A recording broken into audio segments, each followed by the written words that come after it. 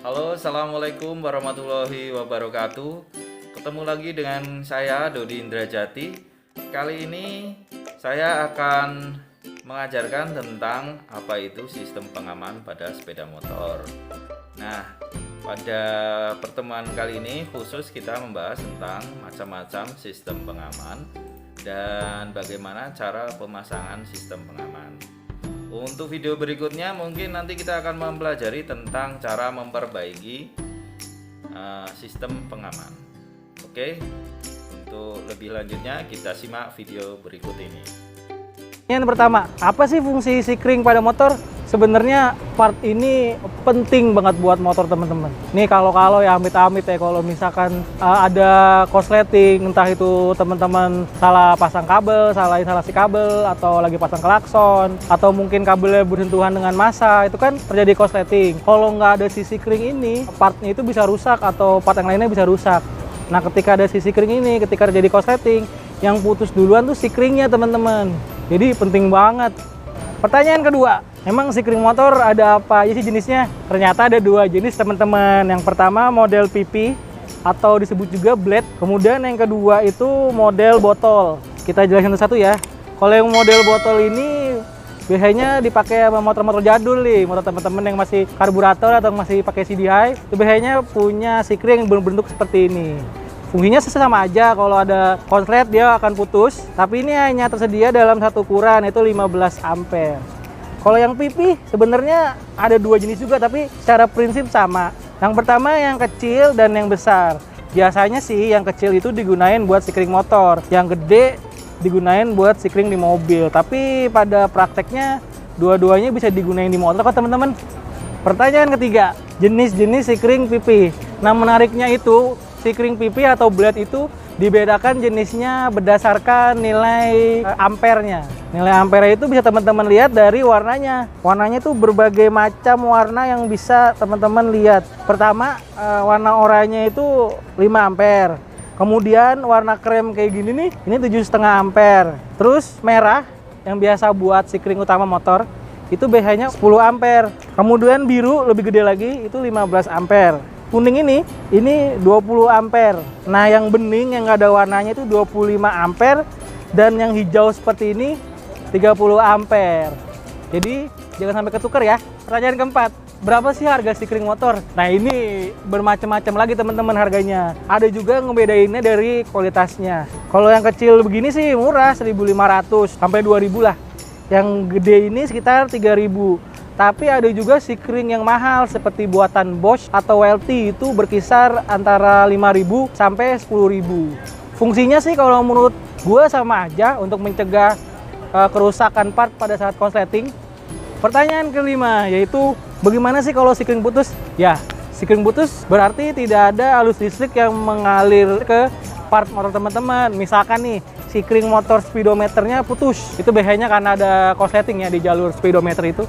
Kalau putus ya berarti speedometer teman-teman nggak nyala. Karena sikring itu sebenarnya fungsinya seperti kabel ya untuk mengalir listrik. Tapi dia ditambah ada ampere. Jadi ketika tegangannya melewati batas toleransi dari sikringnya itu, nanti dia akan putus untuk mencegah dari konsleting.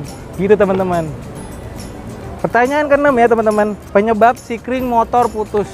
Ini banyak banget penyebab sikring motor putus teman-teman. Pertama dan sebagian besar itu dari konsleting. Korsleting sendiri mungkin karena ada kabel yang menyentuh massa atau ground, atau ada pemasangan yang nggak bener. Kemudian sikring sering putus juga karena pemakaian nilai sikringnya itu nggak sesuai dengan kapasitas part kelistrikannya teman-teman. Nah cara ngitungnya bagaimana? Cara ngitungnya itu kalau misalkan teman-teman mau pasang lampu atau klakson, dilihat wattnya. Wattnya udah kelihatan misalkan 55 watt untuk lampu H11 buat fog lamp ya. Ini buat di mobil sih. Kemudian dibagi voltase motor. Voltase motor itu sekitar 12.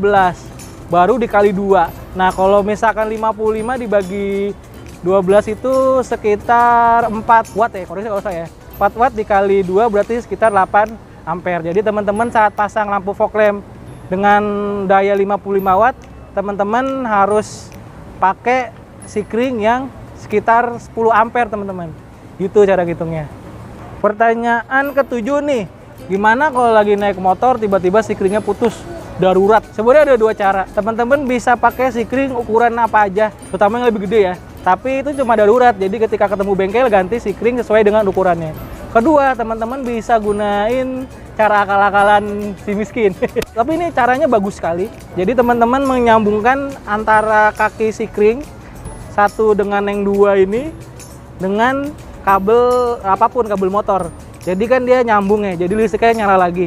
Jadi ketika dicolokin tidak terjadi putus dan komponennya itu bisa bekerja lagi. Cuman ini dalam kondisi darurat. Ketika teman-teman punya atau ketemu bengkel, cepet-cepet diganti karena takutnya malah merusak komponen itu, teman-teman. Pertanyaan 8. Banyak sekali yang nanya, "Bang atau Bro, boleh nggak sih ganti sikring yang kapasitas ampere lebih besar?" Misalkan sikring motor teman-teman tuh buat klakson 10 ampere, teman-teman ganti 15 ampere. Mungkin nggak ada efeknya, klakson tetap bekerja juga. Tapi kalau terjadi korsleting listrik, nah itu yang bahaya. Seharusnya kan kalau terjadi korsleting listrik, si sikring harusnya mutus ya. Tapi karena kapasitasnya lebih gede, 15 ampere gitu misalnya, jadi si sikring itu nggak memutus arus, sehingga kabel atau part kelistrikan itu jadi panas.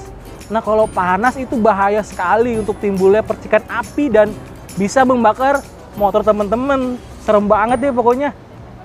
Ini pertanyaan ke-9, pertanyaan terakhir. Ada yang nanya juga dan teman-teman bisa lakukan juga. Bisa nggak sih sikring botol kayak gini, sikring jadul, itu diubah menjadi sikring pipih? Karena sikring botol ini dia ada kacanya kan, ini potensi juga buat pecah dan akhirnya sikringnya jadi rusak. Bisa teman-teman.